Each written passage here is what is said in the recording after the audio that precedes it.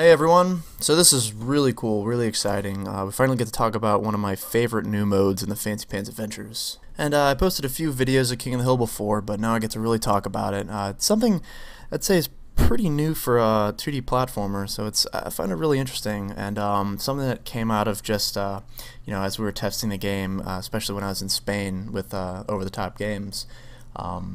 We'd just be playing around, and we found that it was just really fun to keep knocking people off of these platforms. And in a lot of our gameplay, the levels are really large, and there's a lot of running around and stuff. And we thought it was a good chance to have gameplay that was more confined to a smaller area, and just a lot more focused.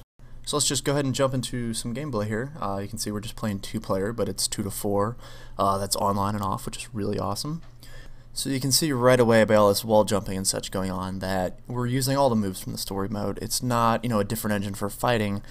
And I think in general, 2D fighting games tend to be, well, not really about, the movement itself. It's more about, the up-down block and all that stuff. So we're doing something a lot different. There's a lot more, it's not as stiff, I guess, as a lot of the 2D fighters that I've seen. So you're getting the entire range of platforming motions, which, we're probably doing a lot more of in the Fancy Pants Adventures in general. And you can use those to knock people off, you can use them to get to the platform, and, of course we're keeping everyone focused, so we have this cannon. And you can see it's shooting out squiggles pretty slowly here, trying to lure people in. But when one person's there, they control the hill, the cannon changes to their color, and it shoots out more squiggles than normal. And you can check out an earlier video that I did when I was introducing the 2-player. But there's a lot of different moves, and on top of that there's a lot of different combat-specific moves.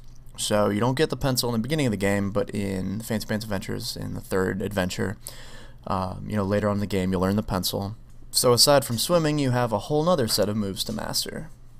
And if you've seen some of the videos from earlier, you can tell how much more chaotic the game gets with 4 players. Especially with that green squiggle, that one's worth 5, so everybody ends up rushing for that one. And so that's it. That's a look at one of my new favorite features of the Fancy Pants Adventures. So if you guys want to get some early practicing with the pencil, I could add it to the sneak peek that's already out. But here's the deal, I'll do that if we get 30,000 likes on Facebook and followers on Twitter.